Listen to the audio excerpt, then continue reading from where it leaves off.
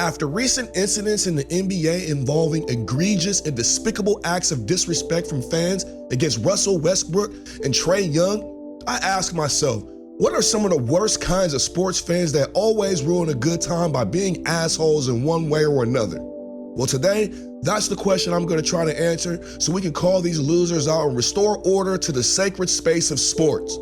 Let's go!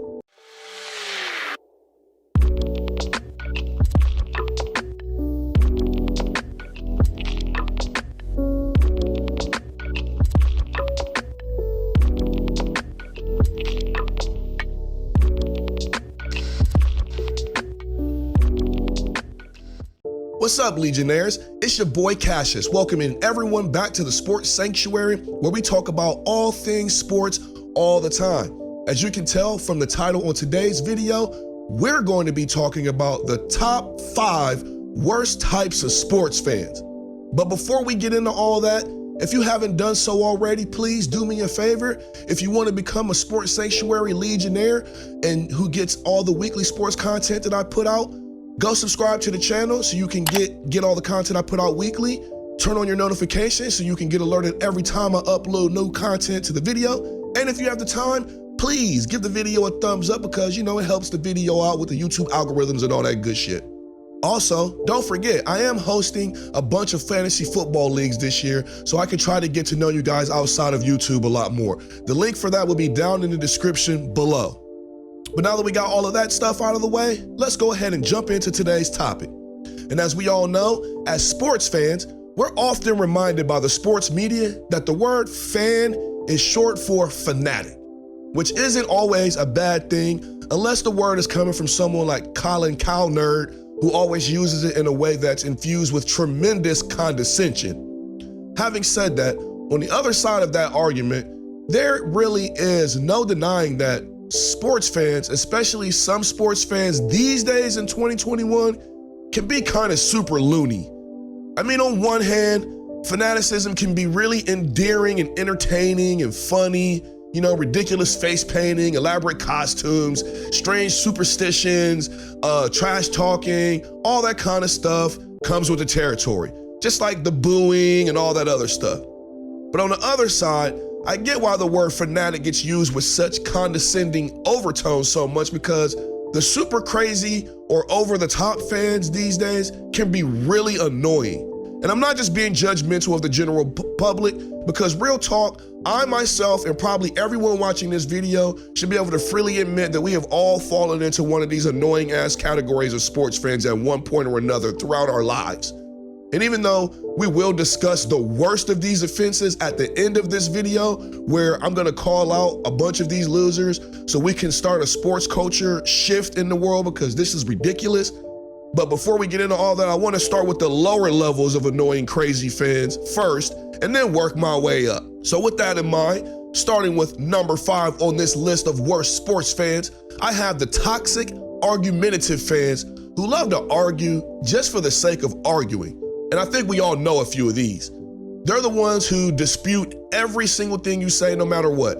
You could say that Tom Brady is the starting quarterback for the Tampa Bay Buccaneers, or you could say that the Patriots have won more Super Bowls than any other franchise in NFL history. And these argumentative, toxic fans that I'm speaking of will find a way to argue with you. And that's just because they simply find joy in being contrarian just for the sake of being a contrarian. To me, these fans are really annoying because on one level, it's all an ego trip. They just want to be right.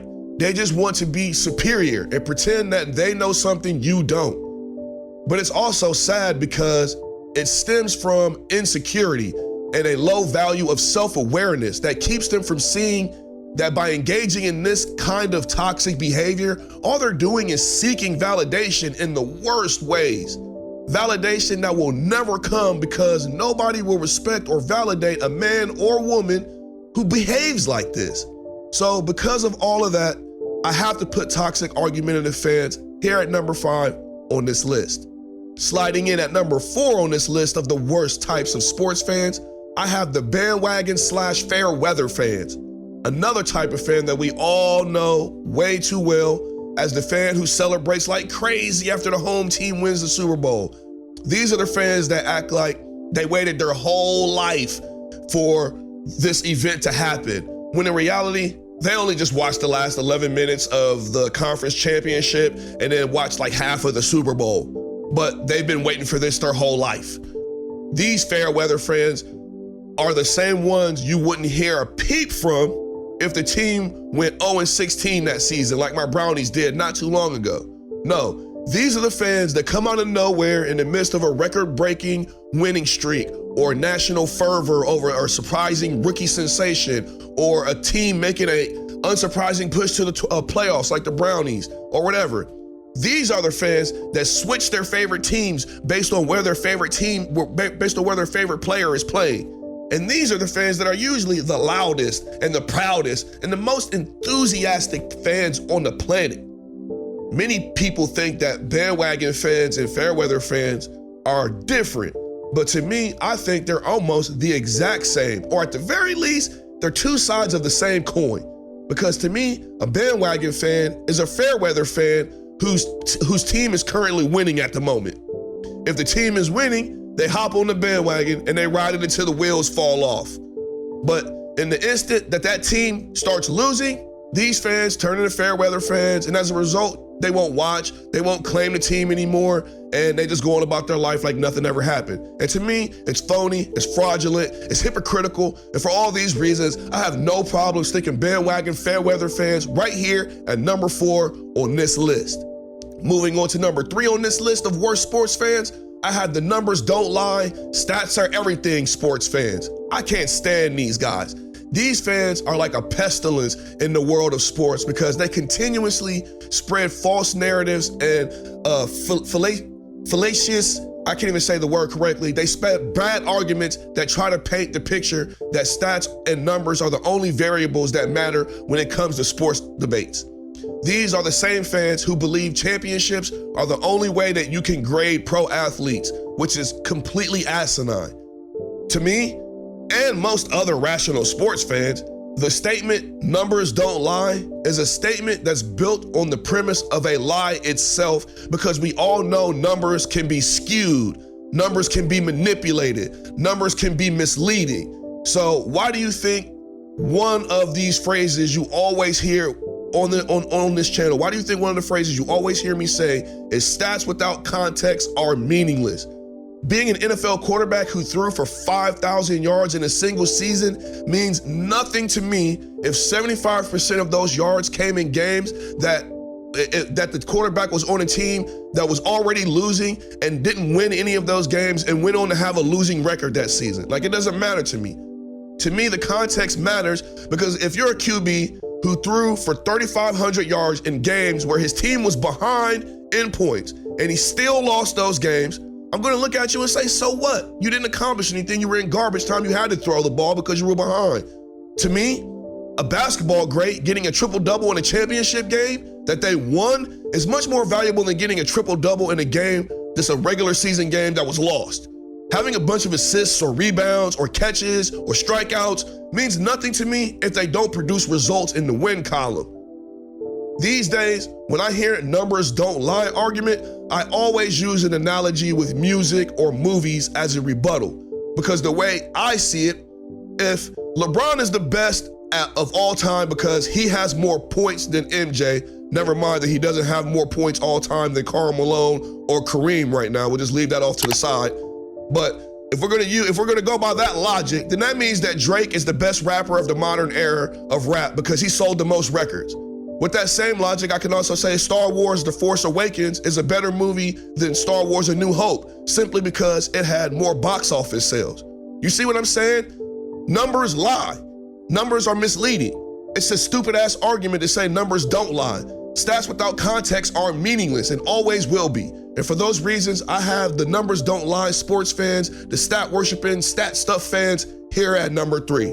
Coming in at number 2 on this list of worst sports fans, I have the know-it-all fan, which can often be a combination of different annoying fan traits mixed into one. For instance, many of the know-it-all fans I come across have lots of toxic argumentative qualities, but also tend to be the numbers don't lie guy at the same time. These types of people, in my opinion, are undoubtedly one of the most irritating kinds of personalities to contend with in any facet of life, let alone sports. And in the age of information, where everyone has access to the internet, the know-it-all fan virus has ballooned into a pandemic. Yes, sir, I used the P word. I'm probably gonna get shut down on YouTube for that, but fuck it. These are the fans that always think they're right. They have a counter argument for every concept, every perspective, every outcome that anyone can suggest no matter what. They're the fans who never listen to anything you have to say. They never consider the information that you put out if it's outside of their beliefs or their opinions, because they're just lost in cognitive dissonance.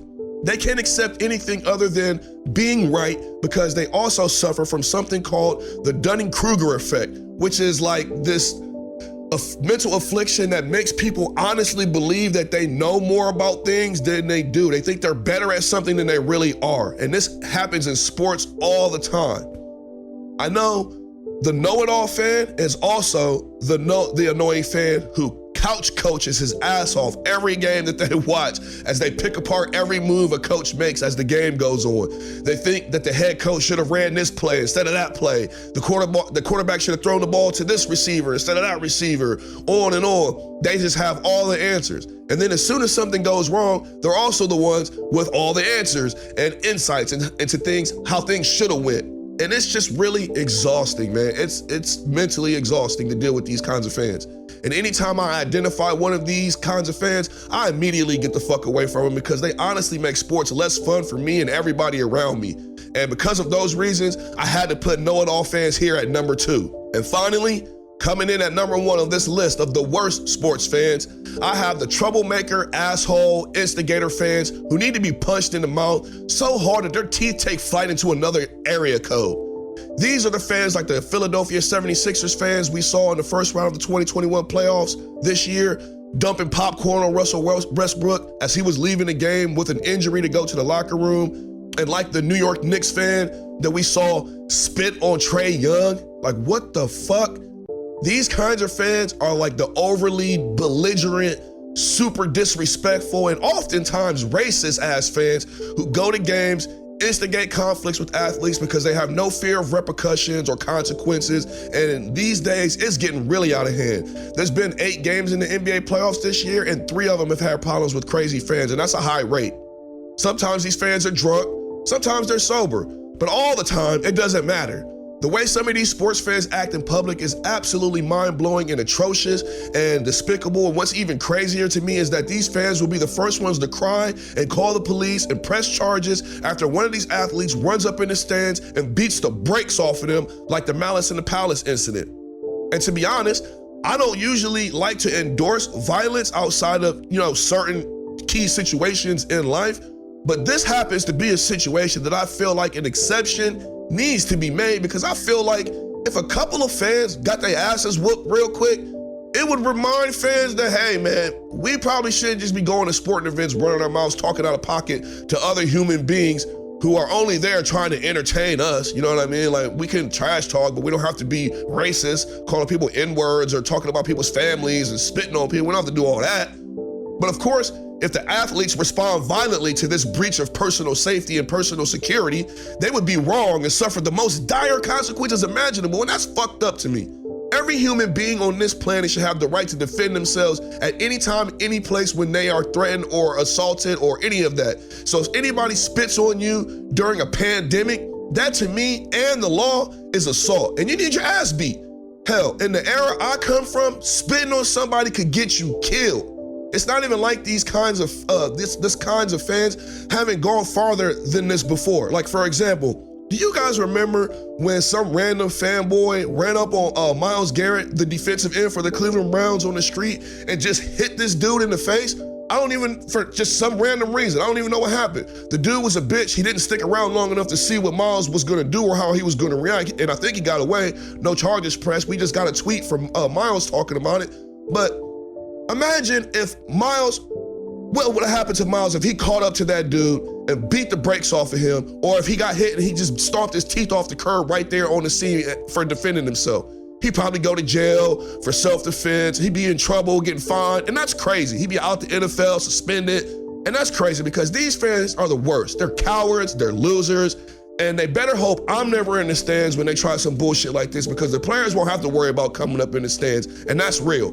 And because of all that, I have to put Troublemaker asshole fans right here at #1 on this list because I can't stand them and we need to get these motherfuckers out the culture. But what do you guys think? Did I get the top 5 worst sports fans right or did I get it wrong somewhere? Let me know in the comment section down below and let's talk sports fans, baby. As usual, if you enjoyed this video and you would like to become a Sports Sanctuary Legionnaire, go subscribe to the channel so you can get all the weekly sports content that I put out. Turn on your notifications so you can be alerted when I upload new content to the channel. Hit that thumbs up and share the video with your friends on social media because it helps the channel grow with the algorithms. Don't forget, I'm still hosting the Fantasy Football League. If you guys want to get involved with that, the link for that will also be in the description. Don't forget to follow me on Twitter, a place where we can engage more, interact and engage more directly with each other. And other than that, I hope to see you guys around. I got nothing else for you. Got much more content coming your way, so stay tuned to the channel. I love y'all. Enjoy your Memorial Day weekend. Take care of yourself. Stay blessed. Stay out of trouble. And I'll see y'all later. Peace.